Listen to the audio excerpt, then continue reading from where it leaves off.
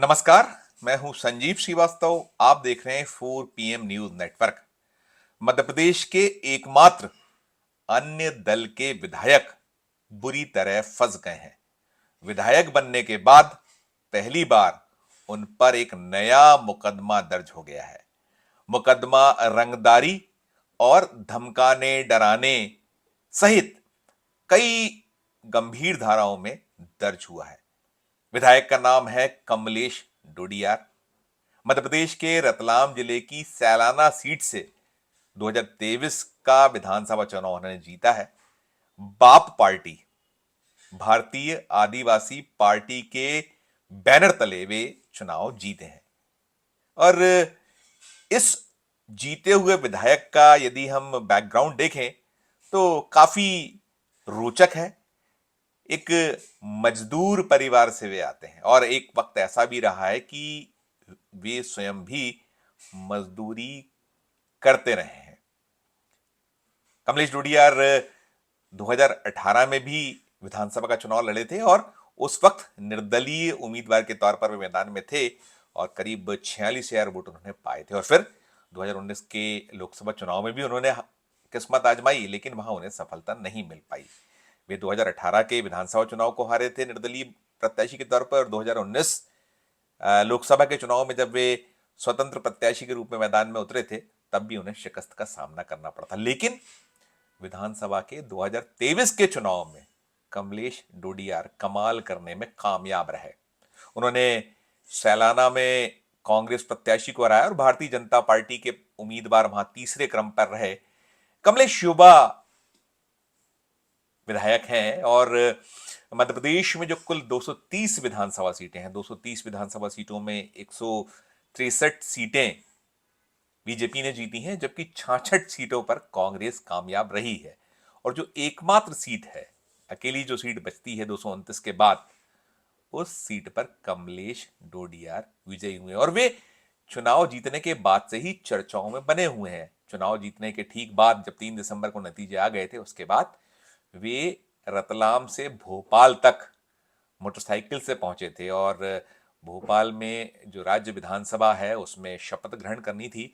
और कमलेश का कहना ऐसा रहा था कि उन्हें वाहन नहीं मिल पाया, 4 पहिए वाहन का इंतजाम नहीं हो पाया और ऐसे हालात थे कि जिसमें उन्होंने अपने एक मित्र की मदद से रतलाम से भोपाल तक का सफर मोटरसाइकिल के जरिए कर लेना मुनासिब समझा। 330 किलोमीटर की यात्रा के बाद काफी सुर्खियां कमलेश ने बटोरी थी और कमलेश यहाँ जब भोपाल पहुंचे थे तो उन्होंने पूर्व मुख्यमंत्री शिवराज सिंह चौहान से उनके घर पहुंचकर मुलाकात की थी, उनका आशीर्वाद लिया था और साथ साथ इच्छा जताई थी कि भारतीय जनता पार्टी का जो नेतृत्व है, शीर्ष नेता है, वे अवसर दें और बीजेपी में शामिल कर लें। और उनकी मंशा इच्छा मंत्री बनने की है।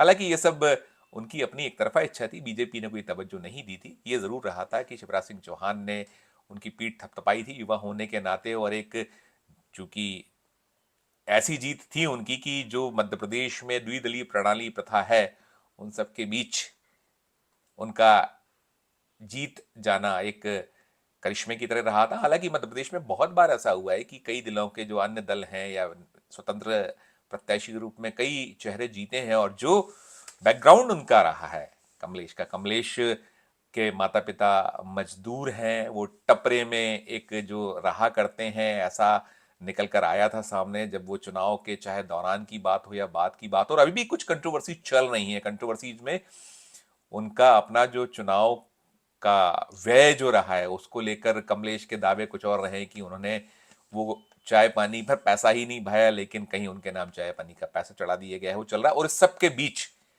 बीते सप्ताह कमलेश तब उलझते नजर आए थे जब उन पर आरोप लगा था कि एक केमिस्ट उनके विधानसभा क्षेत्र में आने वाले एक बाजना क्षेत्र है, वहां के केमिस्ट से कमलेश ने रंगदारी की मांग की। और रंगदारी भी छोटी मोटी नहीं, 1 करोड़ रुपए मांगे, ऐसा आरोप केमिस्ट ने लगाया था। जबकि कमलेश का दावा रहा था कि वे केवल इस मामले का विरोध इसलिए कर रहे थे, ना तो उन्होंने रिश्वत मांगी, ऐसा दावा कमलेश का रहा था।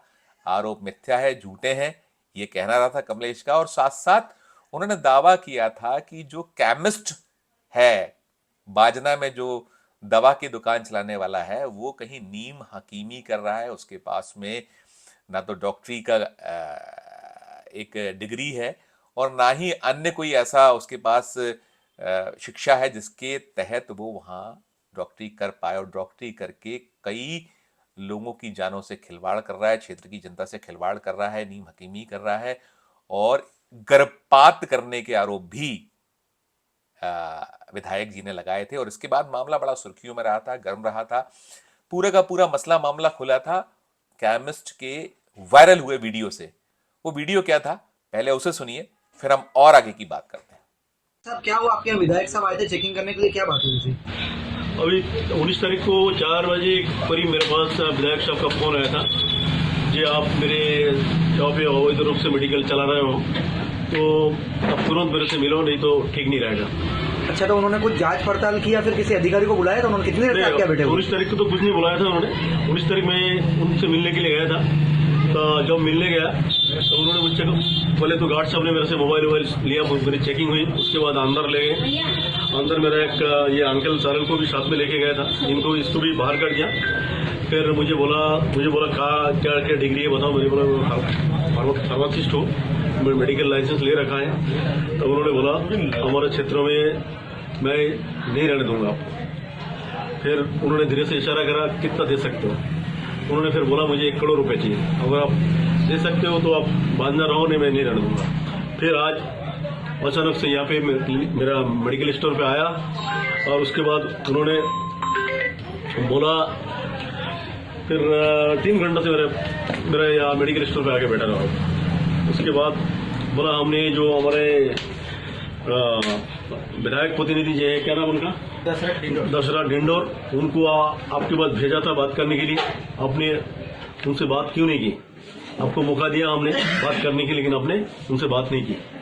अगर बात करते तो आपको ये नौबत नहीं आते, मेरे को यहाँ आना नहीं पड़ता। अब तो तेरे को जेल भेजा के ही मैं मानूंगा। उसके बाद उन्होंने बोला जी अगर तू 1 करोड़ रुपए मुझे दे सकता है तो मामला रफा दफा हो सकता है।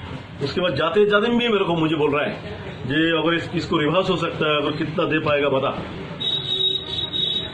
तो ये वीडियो जो आपने देखा है तपन राय जो केमिस्ट है उसका था, जिसने कई सारे आरोप विधायक पर लगाए थे और विधायक पर आरोप लगाने के बाद उन्होंने बाकायदा इस पूरे मसले की शिकायत पुलिस में की थी।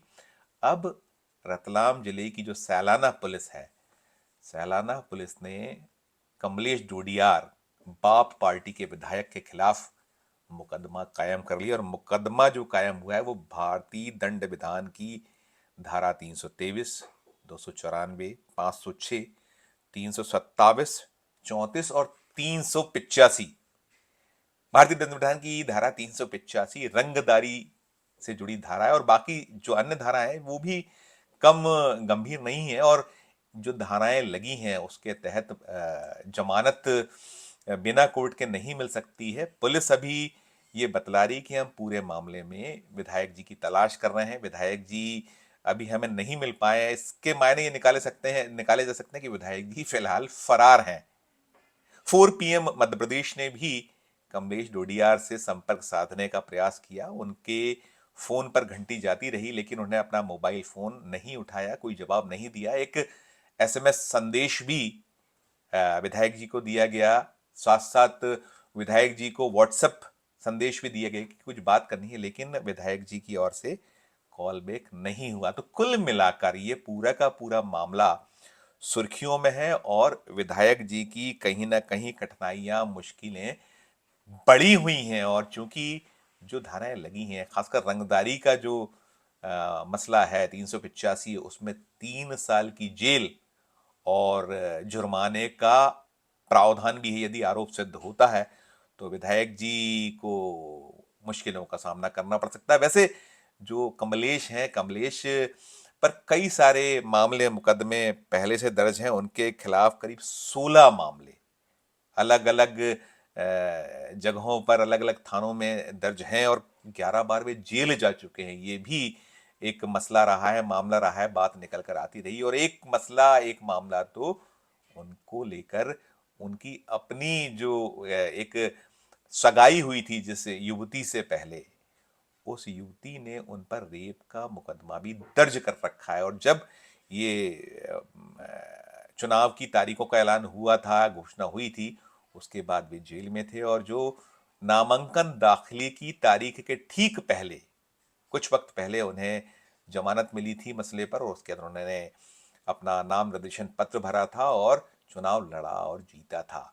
फिलहाल ये मामला, मध्य प्रदेश का मसला, जो एक गरीब टप्पर वाले विधायक कहे जाते हैं, माने जाते हैं, और कमलेश अभी फरवरी माह में एक चमचमाती कार खरीदने को लेकर भी सुर्खियों में आए थे। उन्होंने एक इनोवा कार खरीदी है, भले ही वे शपथ ग्रहण करने बाइक से पहुंचे हो अपने किसी साथी के साथ, लेकिन बाद में उन्होंने फरवरी में एक चमचमाती लगदक कार, इनोवा कार खरीदी है। और वो कार खरीदने को लेकर उनकी दलील थी कि उन्हें अपने वोटरों से मिलने जाना होता है, लगातार कामकाज करना होता है, और ये उन्होंने कहीं लोन लेकर खरीदी है, ऐसा उनका दावा रहा था। लेकिन कुल मिलाकर कमलेश लगातार सुर्खियों में बने रहे हैं जब से वे चुनाव जीत के आए, और अभी भी वे सुर्खियों में हैं। और ये ताजा जो मसला मामला है, इसके बाद कमलेश की कठिनाइयां काफी बढ़ गई हैं, मुश्किलों में वे नजर आ रहे हैं।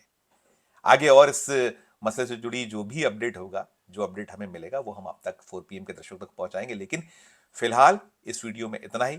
हम फिर किसी नए वीडियो के साथ आपके समक्ष उपस्थित होंगे।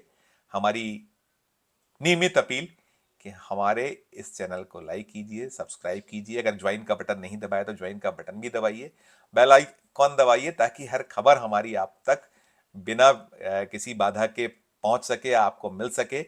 और हमारे इस वीडियो को अधिक से लोगों से शेयर कीजिए।